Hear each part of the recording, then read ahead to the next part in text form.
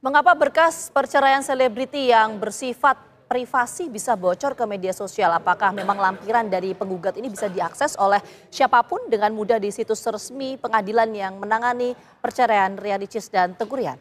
Ya, mengapa ketika sudah viral, MA mendadak menutup akses salinan tersebut? Kami ajak Anda berbincang bersama dengan pakar perkawinan, yaitu ada Prof. Neng Jubaidah dan juga pakar hukum tata negara, Bang Margarito Kamis. Selamat sore, Assalamualaikum semuanya. Waalaikumsalam warahmatullahi wabarakatuh. Pertama saya ke Prof. Jubaidah terlebih dahulu. Bu, begini, sidang mereka kan bersifat tertutup, namun berkasnya diunggah ke dalam situs MA, walaupun dengan istilah inisial. Namun orang pun bisa melacak tanggal berapa mereka bercerai, apa saja materi gugatannya, apa penyebab perceraian tersebut. Ibu bagaimana melihat persoalan ini? Pertama mungkin saya luruskan dulu, saya associate professor. Oke. Jadi belum profesor. Oke, baik. Saya sampai pensiun itu associate profesor. Kita doakan. Jadi begini, sebetulnya kalau melihat dari katakanlah keputusan-keputusan atau putusan-putusan dari pengadilan atau Mahkamah Agung dalam hal ini, itu memang sudah ditutup atau sudah ada hanya inisial ya. Jadi tidak nama secara penuh begitu. Hal ini sebetulnya kalau melihat dari yang saya ketahui itu adalah sudah tidak melanggar. Akan tetapi dalam hal ini menurut saya mungkin ini hanya sebagai masukan saja. Apabila hal ini menyangkut dengan public figure gitu harusnya memang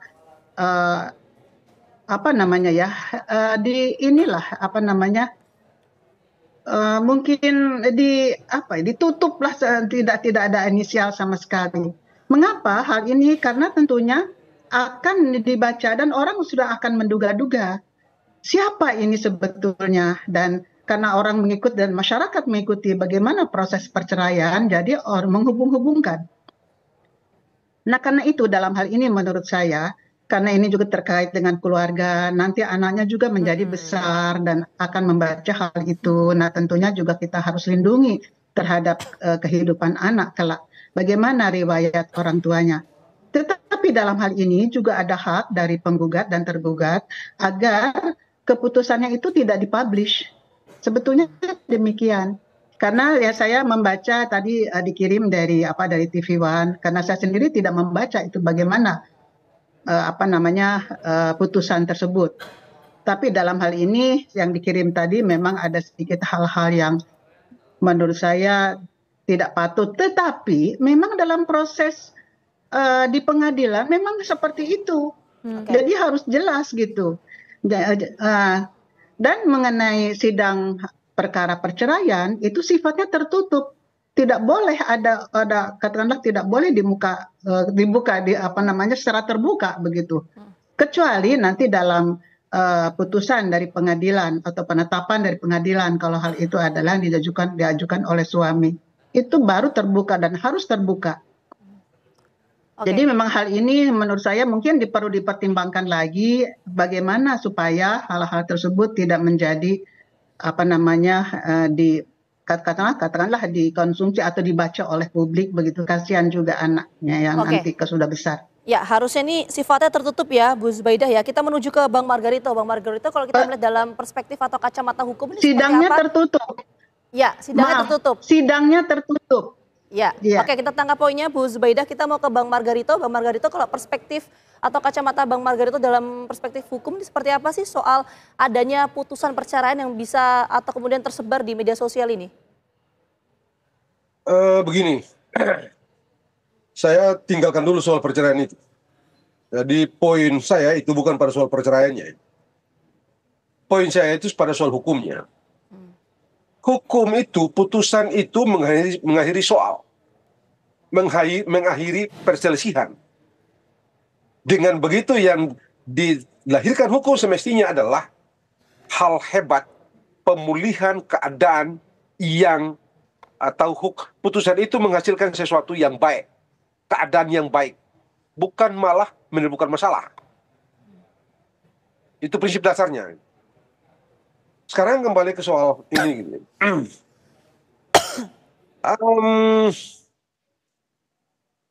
Mahkamah Agung tahu, ini bocornya di Mahkamah Agung loh. Bukan di Jakarta Selatan ya. Bukan pengadilan Jakarta Selatan, ya pengadilan agama Jakarta Selatan kan. Mahkamah Agung Bang, dari web. Ya, di Mahkamah Agung kan bocornya. Atau bocor, atau apapun namanya itu, faktanya publik, atau tidak-tidak sebagian orang mengetahui soal ini. Mengetahui dari mana? Mengetahui dari putusan itu ditampilkan oleh Mahkamah Agung di web mereka, di direktori mereka. Dengan menampilkan itu ya orang bisa akses. Nah, di titik ini masalahnya. Apa masalahnya?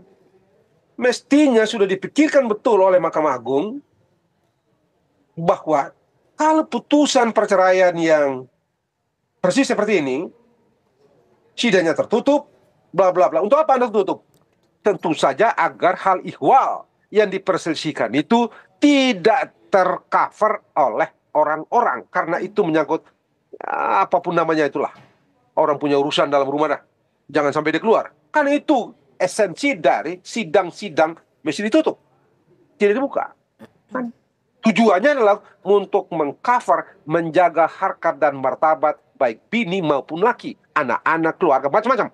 Mencegah hal-hal buruk itu, maka ditutuplah pengadilan itu. Kan ini diketahui Mahkamah Agung, mengapa tidak dirancang cara agar soal-soal yang dari awal sebenarnya baik ini tidak menjadi seperti sekarang. Mestinya Mahkamah Agung bila perlu bikin ada peraturan kalau putusan perceraian yang begini ini tidak usah ditaruh di apa? Tidak usah ditaruh di web-web itu untuk diketahui publik. Untuk apa? Untuk apa? Kan cuma buka aib orang atau buka masalah orang. Untuk apa? Toh Anda sudah memungkinkan itu kok, tutup sidang itu. Tidak diketahui orang. Yang berselisih doang yang tahu. Apalagi dalam perkara ini kalau saya baca di keterangan orang-orang di salah satu juru bicara atau salah humas Pengadilan Agama Jakarta Selatan itu, kan ini daftar dan persidangan-persidangan itu secara online.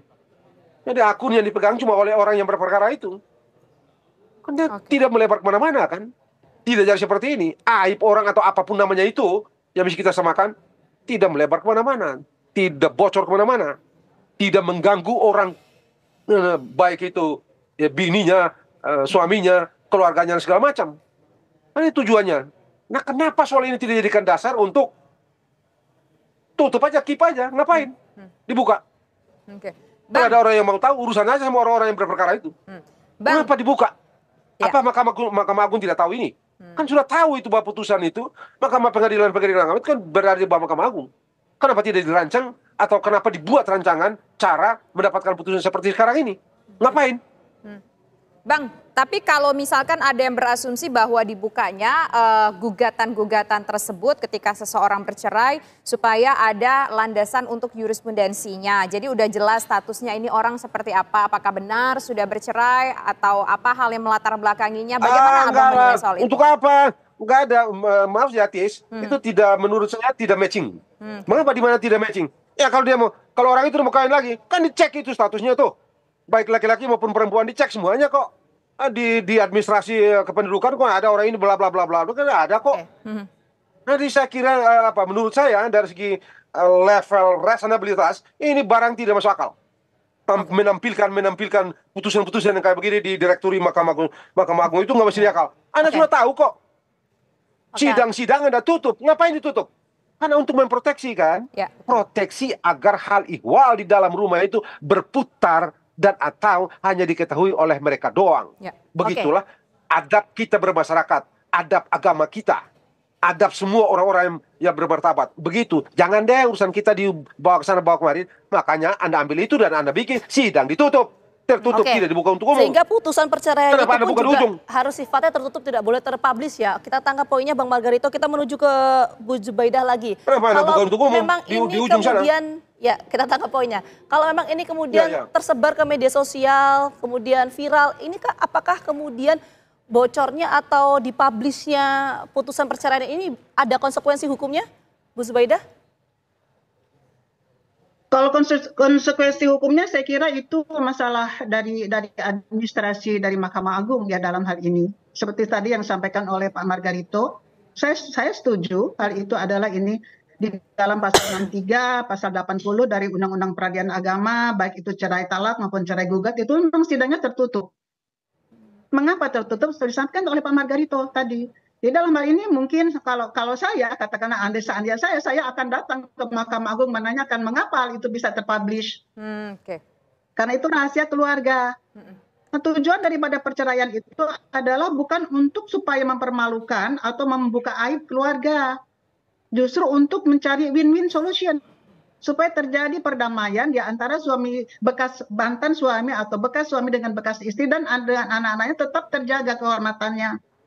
Hal itu saya melihat dari tadi yang dikirim oleh dari TV One begitu, sebagian dari putusan itu saya juga sangat katakanlah sangat prihatin kalau terbaca oleh semuanya, dan itu mungkin sudah terbaca.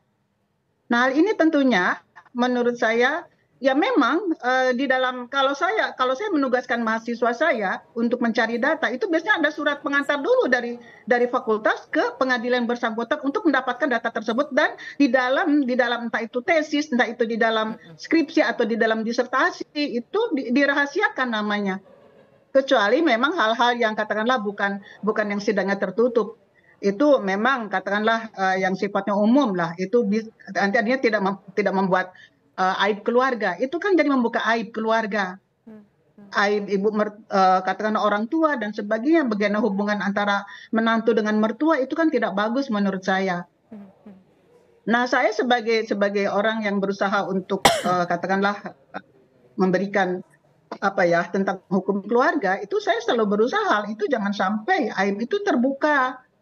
Nah, ini menurut saya mungkin apakah lalai atau bagaimana gitu dari Mahkamah Agung tentang hal ini, tapi tentunya hal ini dengan adanya dari TV One ini mudah-mudahan jadi masukan juga diseleksi. Mana sih yang patut seperti disampaikan oleh Pak Margarito tadi, mana sih yang patut dipublish dan mana yang tidak patut dipublish. Ya, karena kita pun, saya mungkin Pak Margarito juga sebagai dosen begitu kan, kita memang sering mengkaji putusan-putusan dari katakanlah dari pengadilan atau dari Mahkamah Agung. Nah, hal itu saya kira bukan jurisprudensi, mungkin belum tentu jadi jurisprudensi. Itu maksudnya sudah ada tingkat kasasi. Nah, saya sendiri bertingkat kasasi atau bukan, saya sendiri belum membaca ya dalam hal ini. Karena belum tentu juga dipublish oleh direktori dari Mahkamah Agung, juga belum tentu itu dari tingkat kasasi, nah seperti itu. Tapi dalam hal ini apakah itu sudah mempunyai kekuatan hukum yang tetap? Banding atau tidak itu dari yang bersangkutan? Kalau misalkan sudah banding, mengajukan kasasi atau tidak? Nah, hal seperti itu tentunya harus dijaga benar gitu oleh katakanlah pihak penegak keadilan di sini. Ya, baik. Sekarang saya ingin ke Bang Margarito. Oke, Bang Margarito, mungkin lampirannya di web Mahkamah Agung sudah tidak bisa lagi di-download oleh masyarakat umum. Tapi sudah begitu banyak sekali orang yang mendownload, sudah ribuan orang mungkin mendownload ini laman gugatannya. Tapi kalau kita lihat, kita menuju ke laman Mahkamah Agung, kita masih bisa melihat seperti apa putusan pengadilan agama di pengadilan-pengadilan agama se-Indonesia. Begitu nama lengkap yang bercerai siapa, nama yang digugat siapa, nama tergugat siapa, nama anak siapa. Semua bisa ketahuan di situ, Bang Margarito. Kalau menurut Anda, kalau yang poin ini bagaimana? Tutup aja itu apa tuh? Bikin aja peraturan, tidak usah ada yang dipublikasi-publikasi. Untuk urusan perceraian itu baik gugat cerai maupun cerai talak segala macam itu, tutup aja, nggak usah dipublikasi. Ngapain? Untuk apa? Bang, untuk tapi apa? kalau ada orang yang merasa mungkin berkeberatan, dia sudah bercerai, merasa keberatan, ada halaman tersebut di laman Mahkamah Agung, begitu apa yang kemudian bisa dilakukan? Ya, untuk sekarang ini sih saya rasa agak susah ya untuk Mahkamah Agung ini dipersalahkan secara hukum, apalagi misalnya pidana begitu, saya rasa agak sulit menemukan hukumnya. Tapi kalau dicoba-coba saja sih oke saja, perkara aja tuh orang Mahkamah Agung. Jadi perbuatan melawan hukum, karena ini kan bukan tindakan judisial, ini tindakan administrasi. Oke, itu tadi jadi bisa dipersoalkan kalau misalnya Ria Ricis atau siapa itu Teo Kurian itu persoalkan, ini jadi soal loh. Ya, kan artinya putusan gugatan perceraian ini harusnya tidak terpublish ke publik ya, karena ini ranah privasi. Sekali lagi terima kasih banyak Bang Mar